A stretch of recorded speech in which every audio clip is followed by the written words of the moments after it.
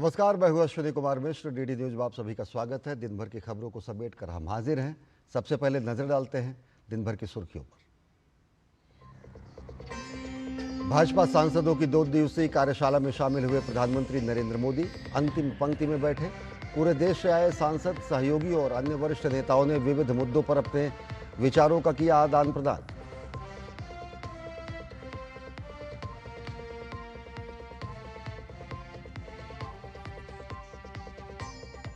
प्रधानमंत्री नरेंद्र मोदी के जन्मदिन पर बीजेपी युवा मोर्चा करेगा 75 जगहों पर नमो युवा रन का आयोजन। नमो युवा रन टी शर्ट का हुआ विमोचन। केंद्रीय मंत्री मनसुख मांडविया ने कहा, प्रधानमंत्री नरेंद्र मोदी के नेतृत्व में देश ने किया अभूतपूर्व विकास।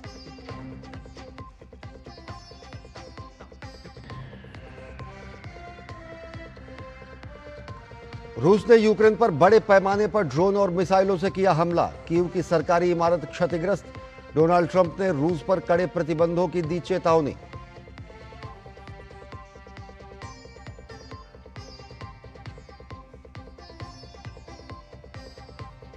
भारत ने चौथी बार जीता पुरुष एशिया कप हॉकी का खिताब। फाइनल में कोरिया को 4-1 से दी मात। खिताबी जीत के साथ भारत 2026 हॉकी विश्व कप के लिए क्वालिफाई। केंद्रीय खेल मंत्री ने दी बधाई।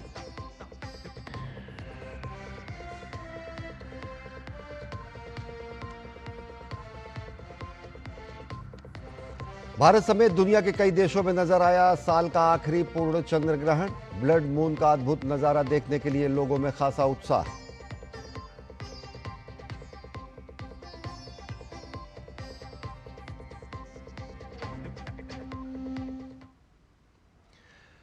और देखते हैं खबरों को विस्तार से। आज साल का दूसरा और आखिरी चंद्र ग्रहण है और पूरी दुनिया के लिए अद्भुत खगोलीय नज़ारा है। इस अद्भुत दृश्य का समय रात 9:58 से रात 1:26 तक है। भारत में इसका प्रभाव करीब 3 घंटे 28 मिनट तक है। दिल्ली, कोलकाता, बेंगलुरु, हैदराबाद, जयपुर, गुवाहाटी जैसे शहरों में बड़ी संख्या में लोग आसमान निहारते नजर आ रहे हैं। खगोल विज्ञान में दिलचस्पी रखने वाले ही नहीं, आम लोग भी इस दुर्लभ पल को कैमरे और दूरबीन के जरिए कैद करने के लिए उत्सुक है। ये चंद्रग्रहण एशिया, ऑस्ट्रेलिया, न्यूजीलैंड, पूर्वी अफ्रीका और यूरोप के कुछ हिस्सों में भी देखा जा रहा है। ये दुर्लभ खगोलीय घटना एक दशक में सबसे लंबे ग्रहण में से एक मानी जा रही है। ग्रहण की वैज्ञानिक प्रक्रिया भी काफ़ी रोचक है। जब पृथ्वी सूर्य और चंद्रमा के बीच आ जाती है तब उसकी छाया चंद्रमा पर पड़ती है और चंद्रग्रहण घटित होता है। ये घटना केवल पूर्णिमा के रात ही संभव होती है, जब सूर्य, पृथ्वी और चंद्रमा एक सीधी रेखा में होते हैं।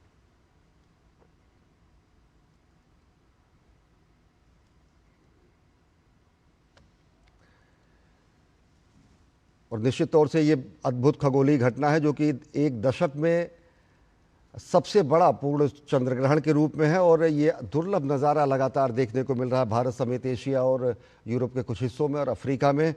और खगोल शास्त्रियों की अगर बात करें तो ये पूरा का पूरा वैज्ञानिक शोध के लिहाज से, पौराणिक महात्म्य के लिहाज से, धार्मिक लिहाज से, अनेक लिहाज से चंद्रग्रहण और सूर्यग्रहण की घटनाएं बेहद महत्वपूर्ण होती हैं।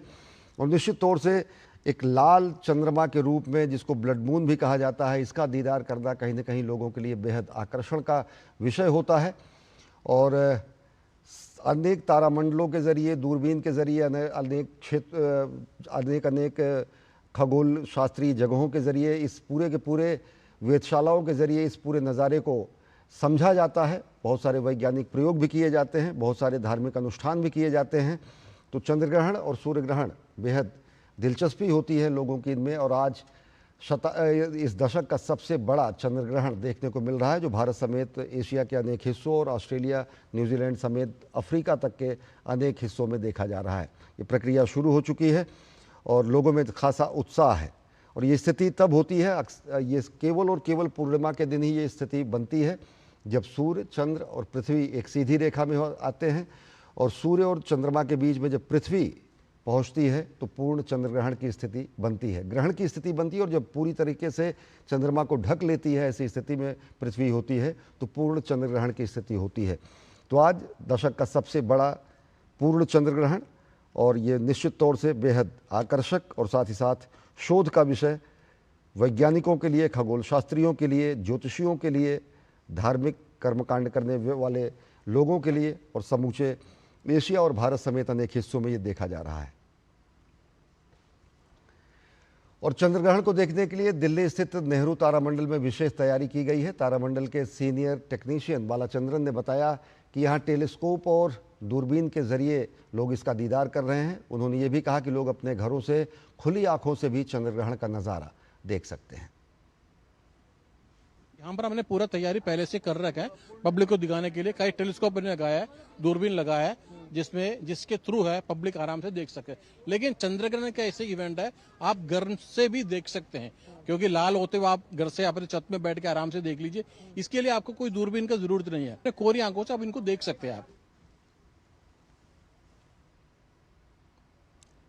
तो आज दशक का सबसे बड़ा अवधि का सबसे ज़्यादा अवधि का पूर्ण चंद्रग्रहण का दीदार हो रहा है। लोगों में ज़बरदस्त उत्सुकता है और ये बेहद अद्भुत खगोलीय घटना होती है जो दशक में सर्वाधिक अवधि का ये चंद्रग्रहण है, लगभग एक दशक में पड़ता है। और आज भारत समेत एशिया और ऑस्ट्रेलिया, न्यूजीलैंड समेत अफ्रीका के अनेक हिस्सों में ये पूर्ण चंद्रग्रहण देखा जा रहा है। और चंद्रग्रहण की अगर बात करें तो ऐसी अद्भुत खगोलीय घटना तब होती है जब सूर्य और चंद्रमा के बीच में पृथ्वी आती है और पृथ्वी की पूरी छाया चंद्रमा को ढक लेती है और चंद्रमा पूरी तरीके से आवृत हो जाता है पृथ्वी की छाया में, और पूर्ण चंद्रग्रहण इसे कहा जाता है। आंशिक चंद्रग्रहण भी होता है, पूर्ण चंद्रग्रहण भी होता है। तो आज पूर्ण चंद्रग्रहण है और दशक का सबसे लंबे अवधि का पूर्ण चंद्रग्रहण है।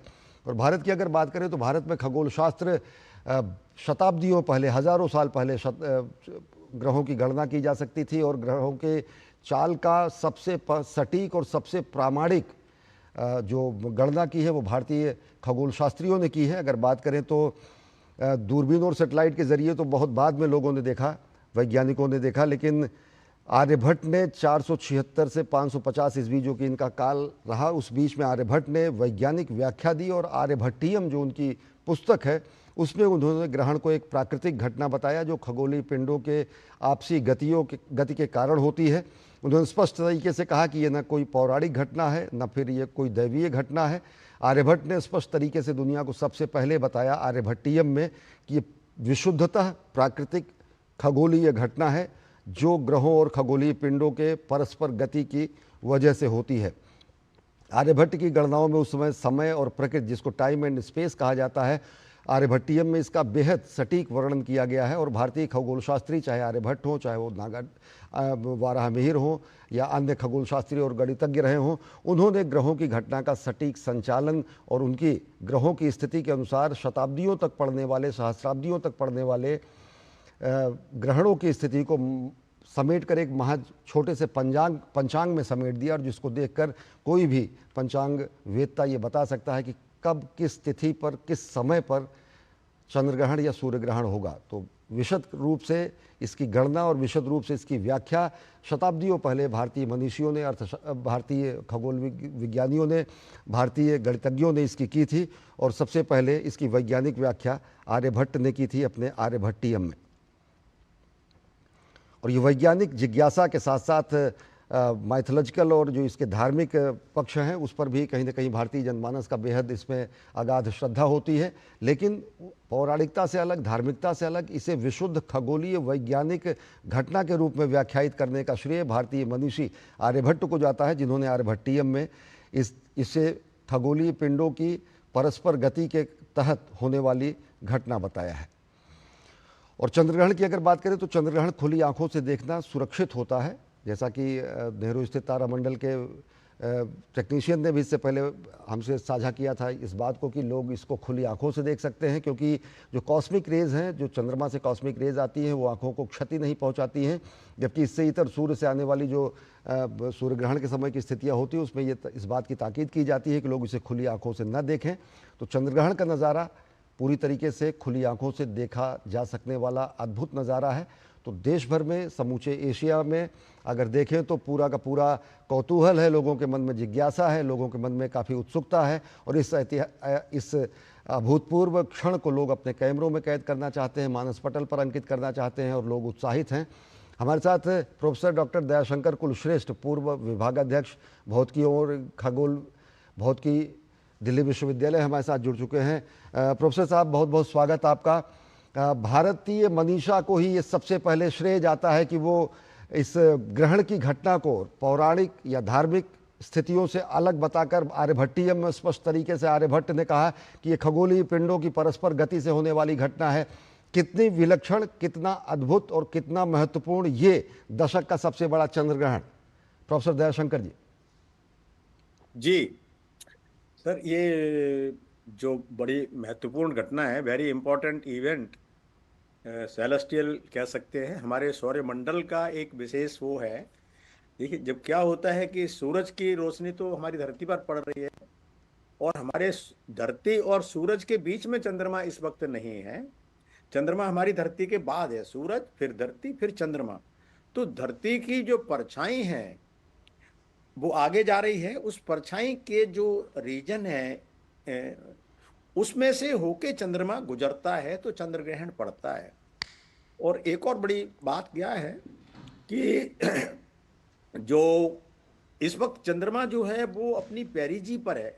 हर एक कोई चंद्रमा अपनी इलिप्टिकल ऑर्बिट में घूमता है। जब अर्थ के सबसे नज़दीक होता है उसको पेरिजी कहते हैं, जो अपने फोकस से सबसे पास में है। वो जो इलिप्स के दो फोसाई होते हैं उनमें से जो एक जो है, तो जहाँ पर अर्थ है और जहाँ मून पेरिजी पर है, तो उस वक्त थोड़ा उसकी साइज बड़ी और दिखती है जी। जो नॉर्मल साइज से भी मून की साइज थोड़ी बड़ी दिखती है। और दूसरा, एक ऐसी स्थिति में जब मून आ जाता है कि उसमें वो टोटली उसके अंदर आ गया, हमारे अम्ब्रा नाम की कहते हैं जो शैडो है जिसमें होकर ये चंद्रमा गुजर रहा है इस वक्त। तो स्कैटरिंग ऑफ लाइट की वजह से क्या होता है कि बिल्कुल ब्लड रेड कलर का मून दिखाई देता है, गहरे लाल रंग का मून दिखाई देता है। और अगर यही चंद्रमा हमारी धरती के इस साइड की बदले उस साइड पर होता, सूरज और धरती के बीच में होता, तब सूर्य ग्रहण होता है। तो ये चंद्र ग्रहण है और ये खास स्थिति ये इसलिए है कि एक तो वो अपनी पेरिजी पर के आसपास है, नज़दीक है, तो धरती से क्लोजेस्ट डिस्टेंस है, सबसे नज़दीक है, तो उसकी वो बड़ा दिखेगा हमको जितना दिखेगा। और ब्लड रेड कलर का मून दिखाई देगा जिस रीजन में से जा रहा है due to scattering of light. ये जो इवेंट है बहुत महत्वपूर्ण इवेंट है। और वैसे तो देखिए चंद्रमा रोजाना ही धरती के परिक्रमा लगाता रहता है चारों तरफ, लेकिन रोजाना तो चंद्र ग्रहण हमको दिखाई नहीं देता। तो ये इस प्रकार की जब स्थिति आती है कि जो सूर्य से किरणें आ रही हैं वो पूरी इससे ढक रही हो, एक तो क्या है कि मून भी, अर्थ भी, सन भी, ये जितने भी बॉडीज हैं सेलेस्टियल बॉडीज, इन सबका मोशन एक प्लेनर ऑर्बिट में नहीं होता, इन सबका 3 डायमेंशनल होता है। अब जब चंद्रमा अपने ऑर्बिट में चल रहा है जी, अर्थ अपनी ऑर्बिट में चल रहा है, तो ये एक विशेष स्थिति जब आती है उस वक्त ये जो है हमें देखने में चंद्र ग्रहण पड़ता है। और अगर वो पेरिजी पर है, पेरिजी पर नहीं हुआ तो बड़ा नहीं दिखाई देगा। तो यहाँ पर बड़ा भी दिखाई दे रहा है, चंद्रमा बड़ा भी दिखाई दे रहा है और स्कैटरिंग ऑफ लाइट की वजह से गहरे लाल रंग का भी दिखाई दे रहा है। ये जो बड़ी विशेषताएं इस पर्टिकुलर वाले जो चंद्र ग्रहण में है ये हमको देखने को मिल रही है। जी। दयाशंकर जी, आपसे एक चीज़ और जानना चाहेंगे कि बेहद ये अद्भुत नज़ारा तो होता ही है, बहुत अच्छा ये मौका भी होता है खगोल शास्त्रियों के लिए, बहुत सारी अध्ययन के लिए, बहुत सारे शोध के लिए। सारे वैज्ञानिक, सारे भौतिक शास्त्री, खगोल शास्त्री इन पलों का दशकों तक इंतजार करते हैं। क्या, कैसे, किस तरीके से बेहद महत्वपूर्ण होता है वैज्ञानिक पक्ष अगर इसका देखें, और साथ ही साथ लोगों के मन में साइंटिफिक बहुत इंपॉर्टेंट क्वेश्चन है। तो इसमें होता क्या है कि जो वैज्ञानिक दृष्टिकोण से स्पेक्ट्रल लाइंस की स्टडी की जाती है। हम कोई भी जब और कोई हमारे धरती के आसपास घूम रहा है या हमारी धरती सूरज के आसपास घूम रही है, इन चीज़ों की स्पेक्ट्रल एनालिसिस से करके हम पता इन सब चीज़ों का अध्ययन किया जाता है। तो ये जो अब जो खगोल शास्त्री हैं और जो बड़े बड़े एस्ट्रोनॉमर्स हैं वो अपने अपने दूरबीन लेकर ही यहाँ वहाँ इम्पोर्टेंट प्लेसेस पर लगा के बैठते हैं और उसको देखते हैं कि भाई ये क्या, किस प्रकार की स्थिति जो है वो उनको देखने को मिल रही है। तो ये जो है काफ़ी महत्वपूर्ण स्थिति होती है। तो इसमें हमारे भी कुछ मित्र लोग हैं, वो तो अपना टेलीस्कोप लगाकर घूमते। कुछ लोग तो इतने इसके वो होते हैं, दीवाने होते कि वो अपना टेलीस्कोप पर्सनल रखते हैं, उसको लेकर भी घूमते हैं और डेमोन्स्ट्रेट बच्चों को करते हैं, पब्लिक को करते हैं, अच्छी जगहों पर करते हैं। ये एक बहुत महत्वपूर्ण काम है, इससे एक शिक्षा भी होती है, लोगों को समझाते भी हैं। और ये जो है, तो इसमें जो जितने भी खगोल शास्त्री, ये देखिए हमने तमाम सारा जो आज की डेट में हम सोलर सिस्टम को जानते हैं, पूरे जी। यूनिवर्स को जानते हैं, it is based heavily on all these studies. कि जो स्पेक्ट्रल एनालिसिस की यहाँ तक पता कर लेते हैं कि धरती जैसा प्लेनेट किसी दूसरे सौरमंडल में इतने लाइट ईयर्स दूर पर घूम रहा है, तो वो कितनी दूरी पर उसके सूरज से घूम रहा है, उसकी ऊपर वातावरण कैसा है, वायु का वायुमंडल कैसा है, वगैरह वगैरह, उसका कितना बड़ा दिन होता है, रात होती है, जी। क्या वहाँ पर वाटर, ये सब स्पेक्ट्रल स्टडीज से होता है। और कहीं कहीं कहीं यूरोप, अमेरिका, कई जगह पे वर्ल्ड में बड़ी अच्छी अच्छी शोध लैब्स हैं, जो ऑब्जर्वेटरीज हैं, जिनमें एक्चुअली हमारे यहाँ भी ऑब्जर्वेटरी है। दिल्ली में तो अभी बादल छाए हुए हैं, और दिल्ली में तो खैर अभी दिखाई भी नहीं दे रहा है, लेकिन हमारी फिजिक्स डिपार्टमेंट में भी एक एस्ट्रोनॉमिकल ऑब्जर्वेटरी है, छोटी है लेकिन अच्छी, उसमें भी पता चलता है, मून जैसी चीज का तो पता चलता है। जी, प्रोफेसर दयाशंकर जी, लोगों के मन में बड़ा एक भाव ये होता है कि जैसे आंशिक चंद्रग्रहण जब वो देखते हैं तो वो कहीं ना कहीं काला होता है, पूर्ण चंद्रग्रहण की स्थिति कहीं ना कहीं पूरा ब्लड मून जिसको, या फिर लाल चंद्रमा देखते हैं। वैज्ञानिक तरीके से पेनुम्ब्रा से उम्ब्रा की जो स्थिति बनती है और जो टोटल इंटरनल रिफ्रैक्शन होता है, जरूर सरल शब्दों में लोगों को बताएं कि कैसे ये जो विलक्षण नज़ारा होता है उसके लाल होने का कारण रिफ्रैक्शन या फिर अपवर्तन है। बहुत बहुत अच्छा सवाल है आपका, बहुत अच्छा प्रश्न है। होता क्या है कि मान लो मैं एक ऐसी कोन कंसीडर करता हूँ, सूरज से चली आ रही है, अर्थ के ऊपर वो लाइट गिर रही है और अर्थ की परछाई आगे जा रही है, तो वो पूरी एक सॉलिड सिलेंडर की तरह नहीं है, वो एक कोन मान लो, कोन की तरह से है। जो हम आइसक्रीम जो खाते हैं, सॉफ्टी खाते हैं, उसमें अब अगर बिल्कुल उसकी टेल की तरफ से होके चंद्रमा निकल रहा है तो वो आंशिक रूप से होगा, क्योंकि पूरा चंद्रमा ढक नहीं पाएगा। लेकिन अगर वो हमारी अर्थ से बहुत नजदीक से गुजर रहा है और वहां तक वो हमारी जितनी अर्थ की शैडो है, अगर वो चंद्रमा पूरा ढकने लायक है, अगर पूरा चंद्रमा उसके अंदर ढक गया, तो हमें पूर्ण चंद्रग्रहण दिखाई देगा। जी। ये इस प्रकार की, अगर वो दूर होगा, जितना अर्थ से थोड़ा और दूर होगा, और दूर अगर उसको किसका देखें, वो मान लो कोन के बिल्कुल पीछे की साइड पर है, तो इधर से चंद्रमा घुसेगा, उधर से निकलता जाएगा, तो आंशिक रूप से दिखेगा। अब पूरी दुनिया में कहीं कितना दिखेगा, कहीं कितना दिखेगा। और आंशिक इसलिए दिखता है कि क्योंकि पृथ्वी अपनी धुरी पर झुकी हुई है, आंशिक चंद्रग्रहण ज्यादा हुआ करते हैं, पूर्ण चंद्रग्रहण कम हुआ करते हैं। जी जी जी जी। कुछ मिथक लोगों के दिमाग में होते हैं, बहुत सारी पौराणिक कथाएं हैं, बहुत सारी धार्मिक मान्यताएं हैं। दर्शकों को जरूर ये बताएं कि जो मिथक हैं या जो अन्य ऐसे प्रचलन हैं, सामाजिक प्रचलन हैं, या जो दोष माना जाता है किसी तरीके का, जो ये माना जाता है कि ऐसी स्थितियां लोगों के लिए घातक हो सकती हैं, इन मिथकों को भी जरूर स्पष्ट तरीके से साफ करें, जिससे ये आपका बहुत बहुत महत्वपूर्ण प्रश्न है। मैं इसको, this is very close to my heart, actually I want to educate people on that. अभी हम जो लाइफ टाइम है हमारा, we are living in the most auspicious times. अगर देखिए, एक तो क्या है कि चंद्रमा धरती से दूरी एक साल में करीब 3-4 सेंटीमीटर, 3.8 सेंटीमीटर पीछे को हटती आती है, मतलब चंद्रमा और सूरज की दूरी बढ़ती जाती है हर साल। तो आप देखिए, अगर हम कैलकुलेट करें कि कितने हजार सालों के बाद चंद्रमा और धरती की दूरी इतनी हो जाएगी कि न सूर्य ग्रहण हमको दिखाई देगा, न चंद्र ग्रहण हमको दिखाई देगा।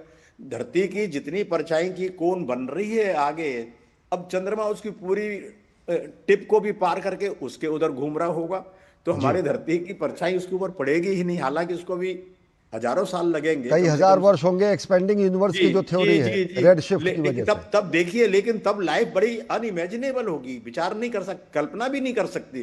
जब चंद्र ग्रहण, सूर्य ग्रहण नहीं पड़े, इसकी वजह से समुद्र में टाइड्स आती हैं, इसकी वजह से आप, इसका बहुत महत्व है। अभी हम जो जिस टाइम्स में रह रहे हैं, जो हम we are living in the most auspicious, सबसे महत्वपूर्ण टाइम्स में हम लोग जी रहे हैं, जहां पर कि अब ऐसे ही हमारी अपर सूरज से हमारी धरती आई, चंद्रमा हमारा अगर बहुत ज्यादा दूर है हमसे, तो सूरज की वो चंद्रमा से रोशनी रुकेगी ही नहीं धरती के ऊपर, तो सूर्य ग्रहण नहीं दिखेगा। अगर हमारा चंद्रमा इधर है धरती के और वो कोण से परे चला गया, तो अब हम जो आंशिक है वो आंशिक देखिए 0 0 0 0 होता जाएगा, और एक टाइप जीरो ऐसा हो जाएगा कि अब उसके बाद आपको चंद्रग्रहण दिखेगा ही नहीं कभी। तो जी मुझे लगता है कि ये वाली चीजें अगर हम वैज्ञानिक दृष्टिकोण से हम समझने लगे तो बहुत अच्छा होगा। इसमें जैसे कि अभी जो वार्ता चल रही थी, खासकर चंद्रग्रहण को देखने में तो ऐसी कोई हार्म भी नहीं है, अब नेकेड आई से भी देख लेंगे तो कोई बात नहीं। सूर्य ग्रहण को थोड़ा सा बचना चाहिए कि डायरेक्टली नेकेड आई से नहीं हमें उसे देखना चाहिए, क्योंकि कोई खराब प्रकार की रेड, उस प्रकार कई प्रकार की अल्ट्रावायलेट ले जाएं और दूसरी प्रकार की रेजें, लाइट का भी एक स्पेक्ट्रम होता है उसकी वेवलेंथ फ्रीक्वेंसीज का, बहुत ज़्यादा वेवलेंथ, बहुत कम जी वेवलेंथ। तो और ये विजिबल स्पेक्ट्रम है, विजिबल स्पेक्ट्रम के आगे पीछे भी होता है, वो हार्मफुल हो सकती हैं। लेकिन चंद्रग्रहण के ऊपर डायरेक्टली सूरज की तो रोशनी अभी गिर ही नहीं रही है हमारे, तो इसमें कोई वो वाली हार्म भी नहीं है। और हमें जो इसको बुरा समय जो मानते हैं अगर धार्मिक पॉइंट ऑफ व्यू से, वो बिल्कुल भी नहीं है। हम बहुत अच्छे शुभ समय में हमारा जीवन चल रहा है, जिसमें कि हम ये देखने को मिल रहे हैं। और इसकी वजह से तमाम, क्योंकि मैं खुद इमेजिन नहीं कर सकता कि इतने कुछ हजार वर्षों के बाद धरती की लाइफ कैसी होगी और सब चीज़ों को कैसे होगा। धीरे धीरे तो एक ना एक दिन हमारा सोलर सिस्टम भी खत्म हो जाएगा। Sun might also die, everything dies, there is nothing eternal in this world. कोई भी चीज़ हमेशा नहीं रहती है, और वो the same is true for our sun. तो जब सन ही नहीं रहेगा तो उसका सोलर सिस्टम क्या रहेगा, कौन सा प्लेनेट किसको टकरा के किधर चला जाएगा, अभी कुछ प्रेडिक्शन इतनी नहीं कर सकते हैं हम। प्रोफेसर लेकिन दयाशंकर जी, एक चीज़ जी ये जानना चाहेंगे, लगभग 1610 ईस्वी या मतलब 17वीं शताब्दी जिसको कहा जाता है, तब गैलीलियो ने जी जब कहा कि सूर्य के चारों तरफ पृथ्वी घूमती है, चर्च का विरोध होता है। 300-400 जब एडी में अगर देखें, आर्यभट्ट ने जी वो स्थितियां बताई आर्यभट्टियम में कि किस तरीके से जी आज नहीं शताब्दियों तक, सहस्राब्दियों तक चंद्रग्रहण की आप गणना कर सकते हैं। जी पश्चिम इस पर लड़ा करता था कि कहीं ना कहीं पृथ्वी केंद्र है, उसको कोपरनिकन क्रांति जो कही गई। जो देखिए, जो हमारी एस्ट्रोलॉजी है, जी इसमें से ही धीरे धीरे रिफाइन होके एस्ट्रोफिजिक्स एंड एस्ट्रोनॉमी बनी है। बनी। जी इसका इसका मूलभूत आधार हमारी एस्ट्रोलॉजी ही है, हमारा विज्ञान ही है। आपने जो नाम लिए हैं अभी, आर्यभट्ट हैं, चंद्रगुप्त हैं, इन लोगों का बहुत इनवैल्यूएबल कंट्रीब्यूशन है, इतना महत्वपूर्ण कंट्रीब्यूशन है। उनकी अंडरस्टैंडिंग के बिना हम आगे नहीं बढ़ सकते हैं। मैं वैदिक साइंस से संबंधित खुद भी शौक से पढ़ता रहता हूँ कि देखिए, जो पुरानी जो हमारी नॉलेज है, हम उससे ही आगे बढ़ते हैं। हमारे तमाम ग्रेविटेशनल लॉज, ये भी हमारे वेद पुराणों में इनका काफ़ी वर्णन है। ऋग्वेद में तो बहुत साइंस ही साइंस भरी हुई है। तो ये जो इसमें से, और फिर जो आगे चल के आप आज भी देखिए, जो हमारे पंचांग होते हैं, भारतीय पंचांग होते हैं, उनकी जो गणना होती है कि किस दिन किस वजह से कितने मिनट तक, कितने सेकंड तक ये ग्रहण पड़ेगा, कहाँ कहाँ दिखाई देगा। तो इतना ये नासा और जितने बड़ी बड़ी एजेंसीज हैं वर्ल्ड में, अराउंड दी वर्ल्ड, वो भी ये बेचारे वो भी हैरान रहते हैं कि हमारा जो पंचांग है, इसको बनाने वाले लोग हैं, उनको कितना सटीक ज्ञान है इन सब जी चीज़ों का, जो हमारे उन पुरानी चीज़ों पर ही आधारित है, जो हमारे सनातन धर्म कह लो या सनातन वैल्यूज कह लो, जो आदिकाल से अनादिकाल तक चले, उन्हीं को सनातन कहते हैं हम। जी तो इसमें ऐसा ऐसा ज्ञान जो भरा हुआ है, उसे हमें डिस्कवर करने की, अंडरस्टैंड करने की जरूरत है। अब गैलीलियो को बेचारे को फांसी लगा दी, उसको कहो कि वो कह रहे हैं कि अर्थ मूव करती है सन के अराउंड, वो कह रहे नहीं नहीं, ये कहो कि sun moves around the earth. तो उसको फांसी देते जा रहे हैं, तब भी वो कहता है nevertheless it moves, earth he move करती है, सूरज मूव नहीं करता है। अब हमारा धार्मिक सब जो मान्यताएं हैं, उनमें सब कुछ हम जानते नहीं हैं, जी और उनको अगर हम ओपन माइंड से समझना भी नहीं चाहते, उसके बदले जो कोई अपना तथ्य सामने रख रहा है, हम उसको फांसी पर ही लटका दें, उसे लाइफ ही खत्म कर देंगे, हंसी मजाक बनाएंगे, ये जी बिल्कुल गलत है। Newton says, I stand on the shoulders of the large number of my ancestors, जिन्होंने तमाम गणनाएं, तमाम कैलकुलेशंस की हैं। ही डज नॉट क्लेम, लोग अपना गलत कहते रहते हैं, ठीक है, उसका मैथमेटिकल इक्वेशंस, जिसे हम न्यूटन इक्वेशंस कहते हैं, वो हमें जिस फॉर्म में पता है, वो चाहे हमारे वेद पुराणों में न भी लिखी हो, लेकिन कई जगह पैथागोरस थ्योरम जी देखेंगे, वो जी भी मतलब पुराणों में, वो वेदों में एग्जिस्ट करती हैं। जी, बहुत हमें समय समझने कम है की जरूरत प्रोफेसर दयाशंकर जी। निश्चित तौर से ये अद्भुत नज़ारा, खगोलीय स्थिति लोगों के लिए प्रेरणा के साथ साथ शोध का भी विषय है। बहुत बहुत धन्यवाद हमसे जुड़ने के लिए जी और जी जी जी, विस्तार से धन्यवाद धन्यवाद। आपके जानकारी लिए भी देने के बहुत लिए अच्छा दयाशंकर महत्वपूर्ण कुलश्रेष्ठ विषय जी। है। हमें और वैज्ञानिक, धार्मिक, खगोलीय पक्ष तो है ही, साथ ही साथ एक पक्ष ये भी है कि चांद जैसे खूबसूरत चीज़ पर भी ग्रहण लगता है, लेकिन ग्रहण लंबा नहीं चलता है, घंटों में यह समाप्त हो जाता है। तो परिस्थितियां विपरीत भी हों, ग्रहण उसको कहा जाता है, तो वो भी गुजर जाती है। ये भी इसका व्यावहारिक पक्ष है। और अब देखते हैं जीएसटी की सुधार से जुड़ी हुई खबरें।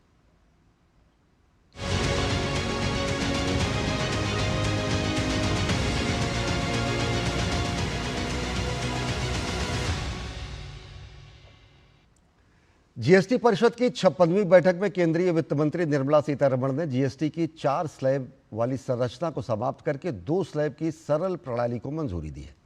इससे फिरोजाबाद के किसान बेहद खुश हैं। सरकार ने कृषि उपकरणों, उर्वरकों, कीटनाशकों पर टैक्स घटाकर 5% कर दिया है, जिसका सीधा प्रभाव कृषि उत्पादों पर और उत्पाद की लागत पर आएगा। अभी तक ट्रैक्टर टायर, ट्रैक्टर पुर्जे, रासायनिक उर्वरक बनाने वाले कच्चे माल जैसे sulphuric acid, nitric acid, ammonia पर 18% टैक्स लगता था। अब इन सभी को 5% टैक्स सीमा में रखा गया है। उपभोक्ताओं को जीएसटी सुधार का फायदा 22 सितंबर से मिलने लगेगा।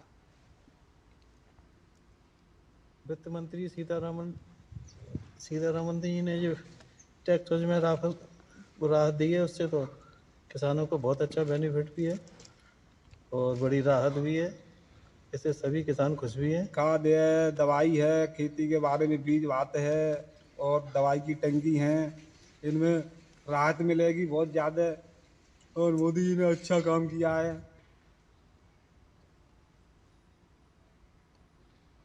और भाजपा सांसद जगदम्बिका पाल ने जीएसटी में हुए बदलाव की सराहना करते हुए विपक्ष को घेरा है। उन्होंने कहा कि इससे दवाओं और ज़रूरी वस्तुओं में राहत मिलेगी। जीएसटी निश्चित तौर से पूरे देश में जिस तरह से प्रधानमंत्री ने एक रिफॉर्म दिया है, दवाओं में, एसेंशियल कमोडिटीज़ में, आम गरीब मध्यम लोगों के लिए जिस तरह से 2 स्लैब किया है और जीएसटी का रेट घटाया है, 0 कर दिया है, मेडिसिन पे कर दिया है, तो इससे निश्चित तौर से देश की इकोनॉमी भी बढ़ेगी, लोगों की क्रय शक्ति बढ़ेगी। क्यों? क्योंकि जब बचत होगी तो उससे परचेजिंग पावर बढ़ेगी। तो जीएसटी से जुड़ी खबरों में बस इतना ही। रुख करेंगे अगली खबर की।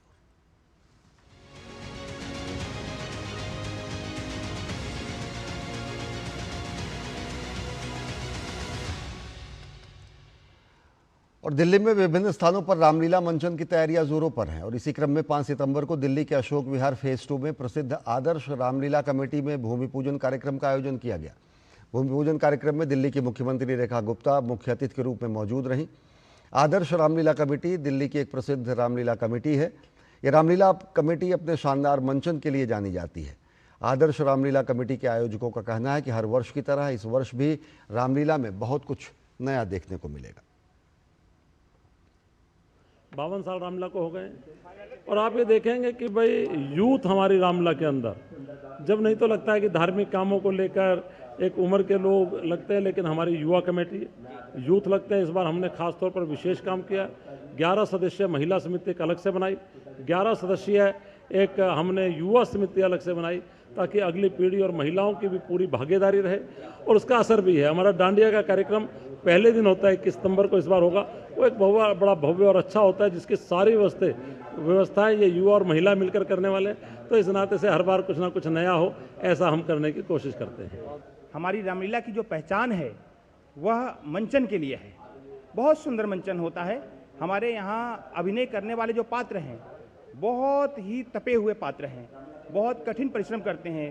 पिछले 2 माह से वो लगातार रिहर्सल कर रहे हैं। रावण का अभिनय के पात्र में जो यहाँ अभिनय करते हैं वो अमेरिका से स्पेशल आते हैं, हर साल आते हैं। इस वर्ष भी आए हुए हैं और वो लगातार रिहर्सल कर रहे हैं। तो हमारी रामलीला की पहचान अनुशासन और साथ में सुंदर मंचन के लिए है। मैं निश्चित रूप से कह सकता हूँ कि सर्वश्रेष्ठ रामलीला दिल्ली में अगर आपको देखने को मिलेगा मंचन, तो वह मेरी आदर्श रामलीला कमेटी है। दिल्ली में 45 सालों से रामलीला के साथ जुड़ा हुआ हूँ पंजाईबाग, पीतमपुरा या अशोकविहार 95 से लेके जुड़ा हुआ यहाँ मैं रावण का रोल करता हूँ। पिछले 6 साल से मैं यूएस से चला गया हूँ, तो रामलीला का शौक और रामलीला के प्रति समर्पण है भगवान राम के प्रति, तो मैं हर साल यूएसए से यहाँ स्पेशल रामलीला के लिए आता हूँ। रविवार को संसद परिसर स्थित जीएमसी बालयोगी सभागार में एनडीए सांसदों की कार्यशाला का आयोजन किया गया। इस दौरान ऐसा दृश्य देखने को मिला जिसे बीजेपी हमेशा हम अपने लिए गर्व का विषय बताती है। अपने शीर्ष नेतृत्व की सादगी, अनुशासन और कार्य व्यवहार के जरिए लोगों को प्रेरित करने की विशिष्ट शैली वहां पर दिखी। आज इसी सादगी और अनुशासन का पाठ प्रधानमंत्री नरेंद्र मोदी ने दिखाया जब वे इस कार्यशाला में एक साधारण सांसद की तरह अंतिम पंक्ति में जा बैठे। प्रधानमंत्री नरेंद्र मोदी ने रविवार को संसद परिसर स्थित जीएमसी बालयोगी सभागार में आयोजित कार्यशाला में भाग लिया। इस दौरान प्रधानमंत्री नरेंद्र मोदी की सादगी का एक अनोखा उदाहरण देखने को मिला। उन्होंने साथ ही सांसदों के बीच अंतिम पंक्ति में बैठने का विकल्प चुना। प्रधानमंत्री मोदी एक सामान्य सांसद की तरह सबसे पीछे की पंक्ति में बैठे हुए नजर आए। प्रधानमंत्री नरेंद्र मोदी ने सोशल मीडिया प्लेटफॉर्म एक्स पर सांसद कार्यशाला की तस्वीरें साझा की। उन्होंने लिखा कि दिल्ली में आयोजित सांसद कार्यशाला में भाग लिया। पूरे भारत से आए सांसद सहयोगियों और वरिष्ठ नेताओं ने विविध मुद्दों पर अपने बहुमूल्य विचारों का आदान प्रदान किया। भाजपा सांसद रवि किशन ने एक्स पर इस तस्वीर को साझा करते हुए लिखा, एनडीए सांसदों की कार्यशाला में प्रधानमंत्री नरेंद्र मोदी सबसे पीछे की पंक्ति में बैठे। यही भाजपा की ताकत है, जहां संगठन में हर कोई एक कार्यकर्ता है। सभी लोग प्रधानमंत्री की सादगी, विनम्रता और जमीनी जुड़ाव की प्रशंसा कर रहे हैं। प्रधानमंत्री आदरणीय नरेंद्र मोदी जी सत्ता में 11 सालों के तक सर्वोच्च पद पर विराजमान रहने के बावजूद उनमें अहंकार लेश मात्र भी मौजूद नहीं है और उनका कार्यकर्ता भाव हमेशा जागृत रहता है। इसलिए सांसदों के लिए आयोजित कार्यशाला में वह सहजता से अंतिम पंक्ति में जाकर बैठ जाते हैं। एक व्यक्ति जिसने अपनी कर्मठता और त्याग के बल पर सर्वोच्च पद को हासिल किया है, इसकी यह सादगी जो है निश्चित तौर पर भारतीय जनता पार्टी के करोड़ों कार्यकर्ताओं को प्रेरित करती है। कार्यशाला के दौरान भाजपा सांसदों ने प्रधानमंत्री नरेंद्र मोदी को ऐतिहासिक जीएसटी सुधारों और दरों में कटौती जीएसटी 2.0 के लिए धन्यवाद देते हुए एक प्रस्ताव भी पारित किया। सांसदों ने कहा कि सरकार के फैसलों ने देश की अर्थव्यवस्था को गति दी है और आम जनता को सीधा लाभ पहुंचा है। शैलेंद्र मिश्र के साथ bureau report, DD news. Bharatiya Janata party प्रधानमंत्री नरेंद्र मोदी के 75वें जन्मदिन को विशेष तरीके से मनाने जा रही है। इसके तहत 17 सितंबर से 2 अक्टूबर तक देश भर में सेवा पखवाड़ा का आयोजन किया जाएगा। इस मौके पर भाजपा युवा मोर्चा भी नमो युवा रन का आयोजन करेगा, जो 75 शहरों में आयोजित होगा। प्रधानमंत्री नरेंद्र मोदी के 75वें जन्म दिवस पर भाजपा ने 17 सितंबर से 2 अक्टूबर तक देश भर में सेवा पखवाड़ा के रूप में मनाने का फैसला किया है। इसके साथ ही भारतीय जनता युवा मोर्चा नमो युवा रन का आयोजन करेगी, जिसके तहत 17 सितंबर को देश के 75 स्थानों पर एक साथ दौड़ का आयोजन होगा, जिसमें हर लोकेशन पर 10 से 15 हजार युवा भाग लेंगे। इस तरह एक साथ करीब 10 लाख लोग नशा मुक्त भारत थीम के तहत दौड़कर प्रधानमंत्री का जन्मदिन मनाएंगे। रविवार को एक विशेष कार्यक्रम में नमो युवा रन टी शर्ट को भी लॉन्च किया गया। इस अवसर पर केंद्रीय मंत्री मनसुख मांडविया ने कहा कि पीएम मोदी के नेतृत्व में देश ने अभूतपूर्व विकास किया है। उन्होंने कहा कि नमो युवा रन का मकसद देश के युवाओं को देश की संस्कृति और मिट्टी से जोड़ना है। दोस्तों, ये रन के द्वारा युवा मिट्टी के साथ जुड़ेंगे, युवा संकल्प के साथ जुड़ेंगे।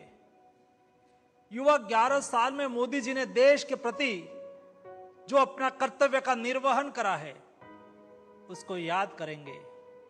विकसित भारत के संकल्प को सिद्ध करने के लिए दोस्तों, तंदुरुस्त समाज हो, ये बहुत आवश्यक है। इसलिए फिट इंडिया का संदेश भी जाएगा, डी एडिक्शन का संदेश भी जाएगा, स्वदेशी का संदेश भी जाएगा। नशा का जो इकोसिस्टम है वो नार्को टेररिज्म को, नार्को नक्सलिज्म को, क्रॉस बॉर्डर टेररिज्म को ये फंड भी करता है।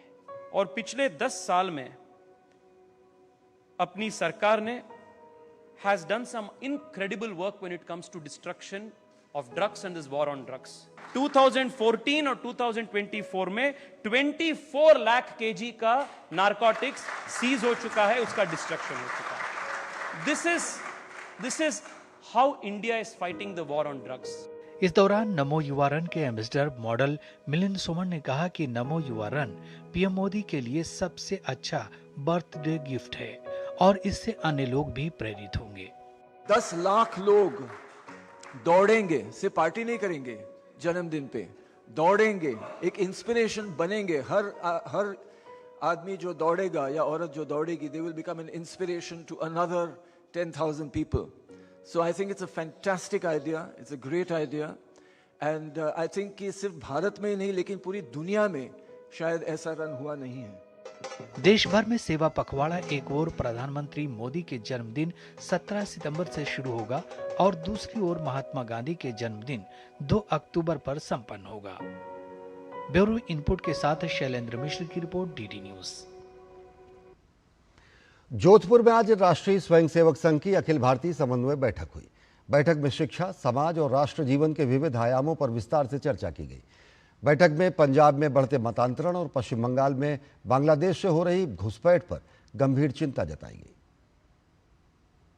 राष्ट्रीय स्वयंसेवक संघ की अखिल भारतीय समन्वय बैठक रविवार को जोधपुर में संपन्न हो गई। बैठक के बाद शिक्षा, समाज और राष्ट्रीय जीवन के विविध पहलुओं सहित संघ शताब्दी वर्ष की योजनाओं पर विस्तृत जानकारी साझा की गई। बैठक में पंजाब में बढ़ते मतांतरण और युवाओं में फैले नशे को लेकर चिंता व्यक्त की गई और पश्चिम बंगाल में बांग्लादेश से हो रही घुसपैठ और नागरिक सुरक्षा संबंधी चुनौतियों पर गंभीर चिंता जताई गई।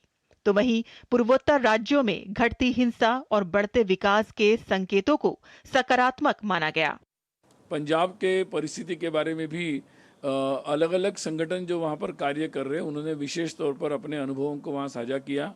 सभी ने वहाँ चल रहे लगातार हो रहे मतांतरण के बारे में चिंता व्यक्त की है और जिसके कारण वहाँ सामाजिक जो उपद्रव बन रहा है उसके बारे में भी उन्होंने चिंता की और साथ ही समाज के जो उपेक्षित वर्ग है या आर्थिक दृष्टि से पिछड़ा वर्ग है उसके सहायता के लिए या उनके लिए जो कार्यक्रम अलग अलग संगठन चला रहे, जैसे सेवा भारती सेवा प्रकल्प चला रहे, विद्यार्थियों में विद्यार्थी परिषद कार्य कर रहा है।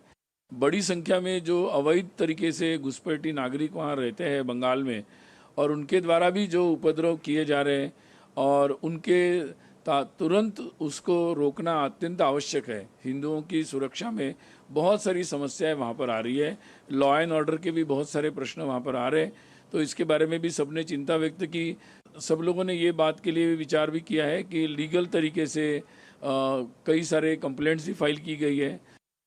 जनजातीय क्षेत्रों के संबंध में बताया गया कि नक्सली और माओवादी हिंसा में कमी आई है, परंतु समाज को भ्रमित करने के प्रयास अभी भी जारी हैं। वनवासी कल्याण आश्रम द्वारा छात्रावासों और जनजातीय अधिकारों पर किए गए कार्यों का उल्लेख किया गया तथा जनजातीय समाज तक भारतीय परंपरा और राष्ट्रीय विचार पहुंचाने की आवश्यकता पर बल दिया गया।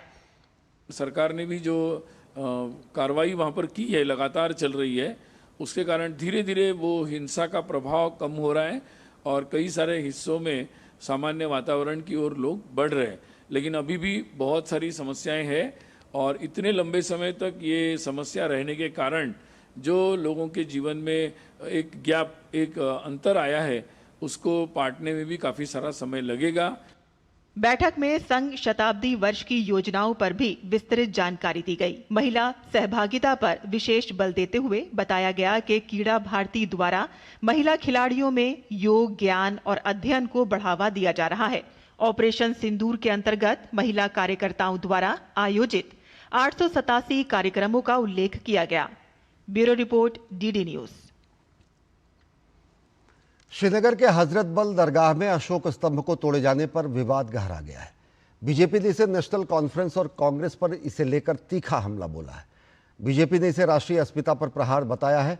साथ ही साथ ये कहा कि सिर्फ देश का ही नहीं बल्कि सम्राट अशोक और पूरे बिहार का अपमान है। बीजेपी ने मांग की है कि कांग्रेस नेशनल कॉन्फ्रेंस से या तो गठबंधन तोड़े या फिर माफी मांगे। इस बीच पुलिस ने इस मामले में जांच तेज कर दी है और 26 लोगों को हिरासत में लेकर पूछताछ की जा रही है। श्रीनगर के हजरत बल दरगाह में राष्ट्रीय प्रतीक चिन्ह अशोक स्तंभ को तोड़े जाने को लेकर शुरू हुआ विवाद गहराता ही जा रहा है। भाजपा ने अब इस मुद्दे पर कांग्रेस से जम्मू कश्मीर की नेशनल कॉन्फ्रेंस सरकार से समर्थन वापस लेने की मांग की है। केंद्रीय मंत्री गिरिराज सिंह ने कहा है कि अगर तेजस्वी यादव और राहुल गांधी माफी नहीं मांगते और नेशनल कॉन्फ्रेंस सरकार से अलग नहीं होते तो इसके परिणाम भुगतने होंगे। भाजपा नेताओं ने कहा कि यह न केवल देश का अपमान है बल्कि बिहार और सम्राट अशोक का भी अपमान है। यह अशोक स्तंभ केवल अशोक स्तंभ नहीं है, भारत की भावना उसमें जुड़ी है, भारत के संविधान की आत्मा जुड़ी हुई है, बाबा साहेब अंबेडकर की आत्मा उसमें जुड़ी हुई है और अब तो अशोक सम्राट की अस्मिता भी जुड़ गई है।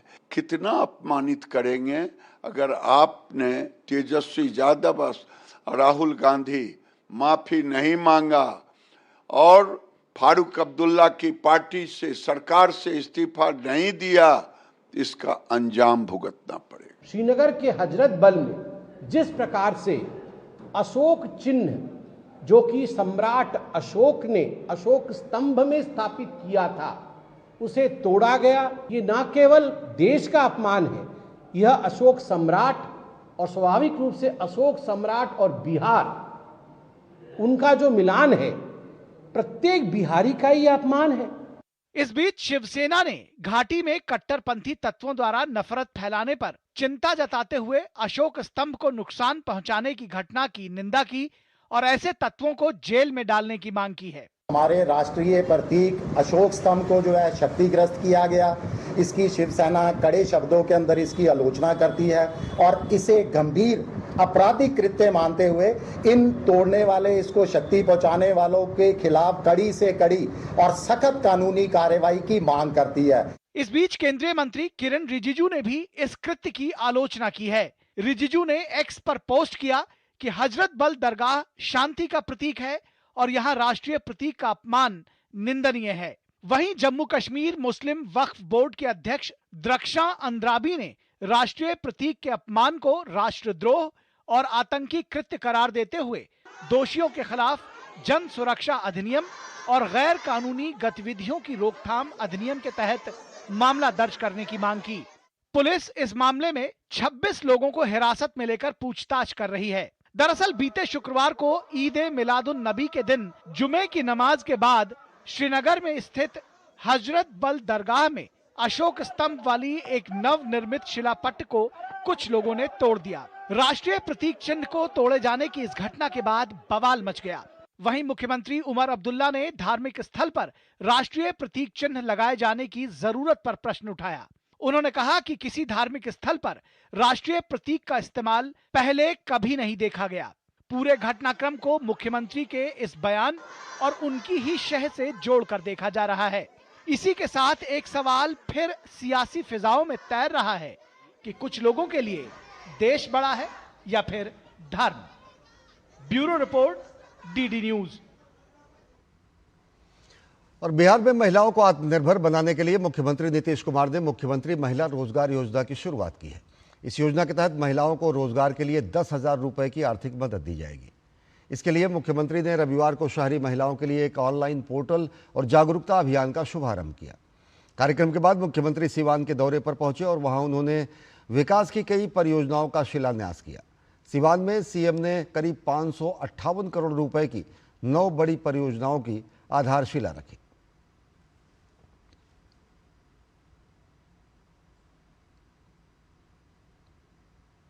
और अब खबर खेल के मैदान से। भारतीय पुरुष हॉकी टीम ने बिहार के राजगीर में खेले गए एशिया कप हॉकी टूर्नामेंट का खिताब अपने नाम कर लिया है। इस खिताबी जीत के साथ ही भारतीय हॉकी टीम ने विश्व कप 2026 के लिए क्वालिफाई भी कर लिया है। ये चौथी बार है जब भारत ने इस प्रतियोगिता को जीता। टीम ने इससे पहले साल 2003, 2007 और 2017 में यह खिताब अपने नाम किया था। भारत ने कोरिया को फाइनल में 4-1 से शिकस्त दी है। कोरिया के खिलाफ फाइनल मैच में भारतीय टीम की शुरुआत में बेहद दबदबा देखने को मिला और शुरुआत से ही चंद मिनटों में पहला गोल कर दिया और इसे सुखजीत सिंह ने अंजाम दिया। पहला क्वार्टर भारत ने 1-0 की बढ़त हासिल कर ली। दूसरे क्वार्टर में एक और गोल देखने को मिला जिसे दिलप्रीत सिंह ने किया। इस गोल ने भारत को 2-0 की बढ़त दिला दी। तीसरे और चौथे क्वार्टर में भी भारत की ओर से 1-1 गोल देखने को मिला और स्कोर लाइन 4-0 हो गया। चौथे क्वार्टर में एक गोल कोरिया की ओर से भी देखने को मिला। हॉकी टीम के कप्तान हरमनप्रीत सिंह एशिया कप जीतने पर उन्होंने खुशी जताई है। उन्होंने कहा कि हमारा लक्ष्य था, हमने काफ़ी मेहनत की, हमने काफ़ी समय से इसके लिए अभ्यास किया और आखिरकार हमने अपना लक्ष्य हासिल कर लिया। उन्होंने कहा कि हमारी टीम का अगला लक्ष्य विश्व कप है। आप हर मैच से सीखते हैं, जैसे मैं हर मैच के बाद भी यही बोलता हूँ कि प्लस और माइनस रहता ही हमेशा, बट कितनी जल्दी आप उसको एनालाइज करके उस पर वर्क करके चीज़ों को अप्लाई करते हैं वो मैटर करता है। तो I think as a team defence हमने काफ़ी अच्छी की है और जो स्कोरिंग देख रहे हैं बहुत अच्छी रही है। Credit goes to the forwards के जिन्होंने इतना अच्छा किया, अपॉर्चुनिटीज़ जो भी मिल रही थी वो गोल में कन्वर्ट कर रहे थे। तो ये कॉम्बिनेशन अच्छा है, इसको कंटिन्यू करेंगे। अच्छा स्ट्रॉन्ग स्क्वाड बनेगा हमारा 33 का, तो जितना भी टाइम रहेगा मेक श्योर कि हम वन ऑफ द बेस्ट जो स्क्वाड है वो रेडी करें वर्ल्ड कप के लिए। ने इतिहास रच दिया है। जी हां, राजगीर के इसी मैदान पर भारत ने कोरिया को फाइनल मुकाबले में 4-1 से शिकस्त दी।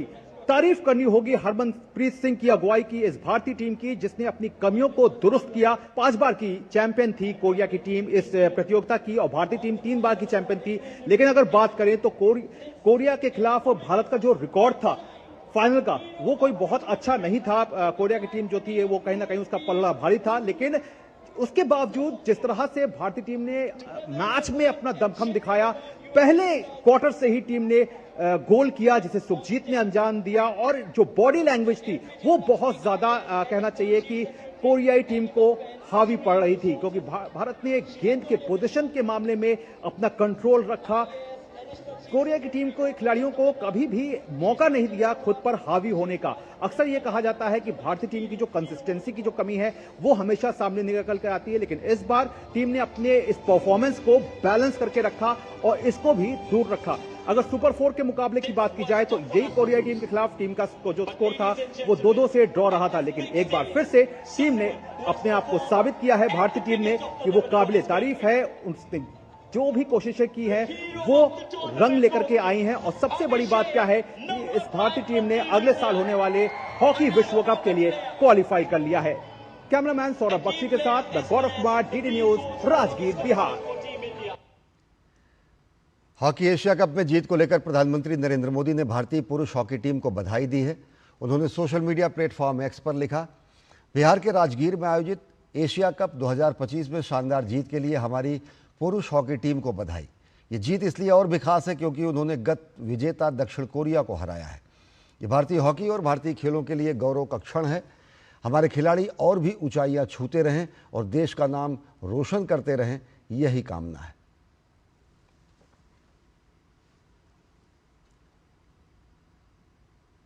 केंद्रीय खेल मंत्री मनसुख मांडविया ने एशिया कप हॉकी के फाइनल में शानदार जीत के लिए भारतीय हॉकी टीम को बधाई दी है।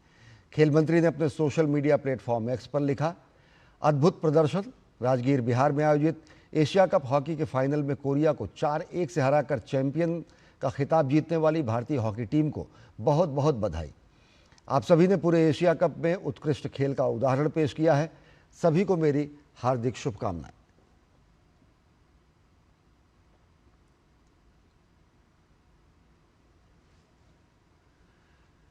हॉकी एशिया कप का खिताब जीतने के बाद पूरी टीम के खिलाड़ियों में जबरदस्त उत्साह है। इस जीत को लेकर हमारे संवाददाता गौरव कुमार ने टीम के खिलाड़ी सुखजीत से खास बातचीत की।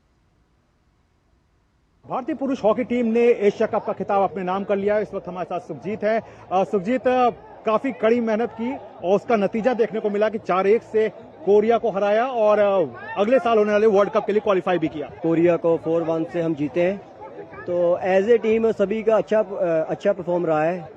जो हम मैच डे बाय डे हम अच्छा परफॉर्म कर रहे थे, तो जो हम फाइनल में हमारा 4-1 स्कोर आया कोरिया के साथ। कोरिया के खिलाफ आपका सुपर जो 4 था उसका मुकाबला एक ड्रॉ भी रहा था, और लेकिन यहाँ पे आकर के आपने चारों खाने चित किया कोरिया को। ये क्या एक मतलब एक टैक्टिक्स थी कि अपनी असली ताकत को फाइनल के लिए छुपा के रखना था या फिर आपने अपनी कमियों को ही कहीं ना कहीं दुरुस्त किया?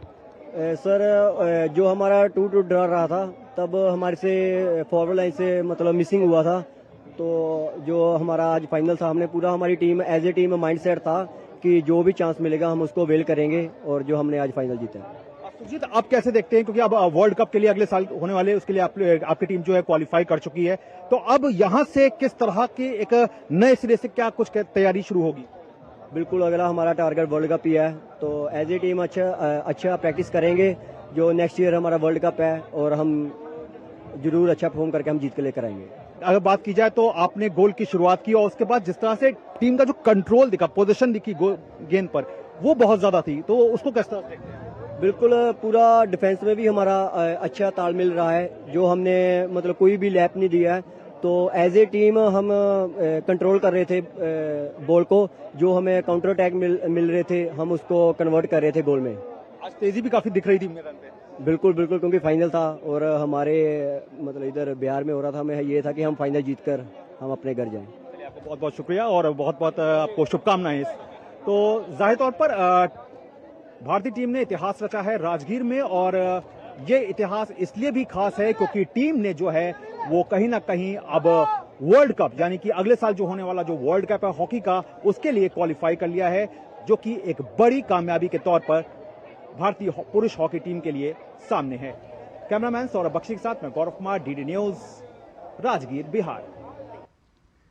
और इस जीत के पर जेडीयू के राष्ट्रीय कार्यकारी अध्यक्ष संजय झा ने टीम को शुभकामनाएं देते हुए इस जीत को देश के लिए और बिहार के लिए गर्व का क्षण बताया है।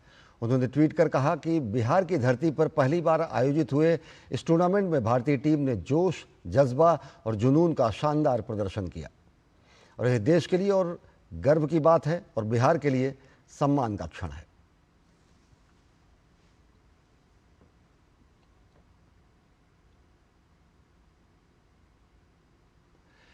राजधानी दिल्ली में रविवार को fit India Sundays on cycle का आयोजन किया गया। इस बार संडेज ऑन साइकिल का आयोजन भारतीय रेल के साझेदारी में हुआ और इसकी थीम रही गर्व से स्वदेशी। इस इवेंट में सांसदों और केंद्रीय मंत्रियों ने भी हिस्सा लिया। राजधानी दिल्ली में fit India Sundays on cycle event का आयोजन किया गया। इस बार के आयोजन का थीम था गर्व से स्वदेशी। इस बार खास मेहमान के तौर पर सांसद और केंद्रीय मंत्री इस आयोजन का हिस्सा बने। ओलंपिक पदक विजेता पहलवान साक्षी मलिक ने झंडी दिखाकर साइक्लोथॉन को रवाना किया। 50 से अधिक सांसद और केंद्रीय मंत्री फिटनेस को लेकर जागरूक लोगों के साथ साइकिल चलाते नजर आए।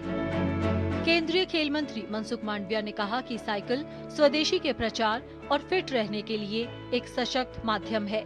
देश में 8000 से अधिक स्थानों पर संडे ऑन साइकिल का कार्यक्रम आयोजित हुआ है। साइकिलिंग एक फिट इंडिया का संदेश है।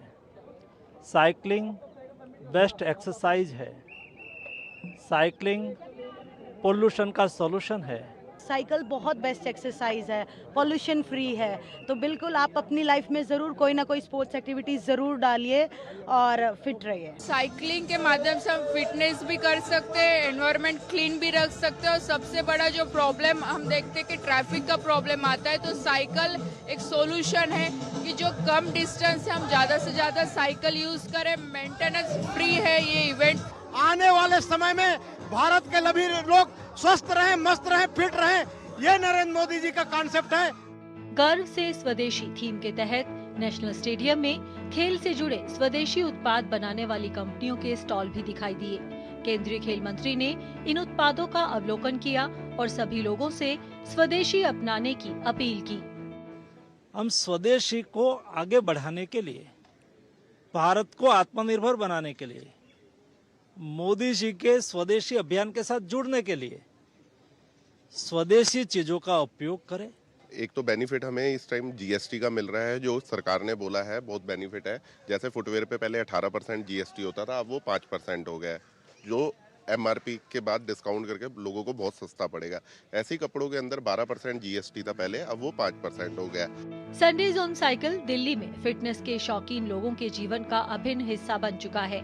हर रविवार की सुबह सैकड़ों लोग साथ मिलकर साइकिल चलाते हैं और फिट रहने और दिल्ली को प्रदूषण से मुक्त करने का संदेश देते हैं। अब गर्व से स्वदेशी के साथ इस अभियान में एक नया आयाम जुड़ गया है। Suchitra, DD news, Delhi. America के राष्ट्रपति डोनाल्ड ट्रंप ने रविवार को व्हाइट हाउस में कहा कि अब रूस पर और कड़े आर्थिक प्रतिबंध लगाने का समय आ गया है। उन्होंने चेतावनी दी कि युद्ध रोकने और रूस को बातचीत की मेज पर लाने के लिए अमेरिका प्रतिबंध के दूसरे चरण में जाने के लिए पूरी तरह तैयार है। ट्रंप ने कहा कि अब तक जो प्रतिबंध लगाए गए वो नाकाफी हैं। यदि रूस ने अपनी आक्रामकता जारी रखी तो हम और सख्त कदम उठाएंगे। उन्होंने कहा कि हमारा मकसद रूस को शांति वार्ता के लिए मजबूर करना है। ट्रंप ने यूरोपीय सहयोगियों से भी समर्थन की अपील की है। ट्रंप ने कहा है कि रूस की हरकतें वैश्विक शांति को खतरे में डाल रही हैं। ट्रंप की ये टिप्पणी ऐसे समय में आई है जब रूस ने यूक्रेन पर हमले तेज कर दिए हैं।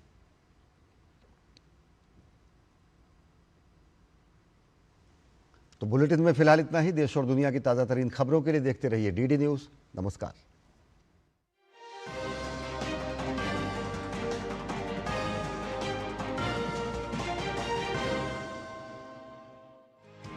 म्यूचुअल फंड में कैसे करें निवेश, एसआईपी से कैसे जीती जाए इन्वेस्टमेंट की रेस, गवर्नमेंट स्कीम से कैसे मिलेगा बेहतर रिटर्न, बाजार की जोखिम में कैसे होगी सुरक्षित इनकम, पर्सनल फाइनेंस के क्लियर होंगे सब डाउट, फाइनेंशियल मिथ्स को विशेषज्ञ करेंगे आउट।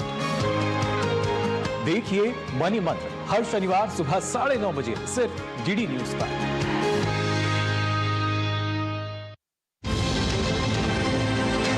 राष्ट्रीय खबरें हो या अंतर्राष्ट्रीय मुद्दे की बात, राजनीति से जुड़ा हर पहलू, साथ ही बिजनेस का उतार चढ़ाव, खेल जगत की अपडेट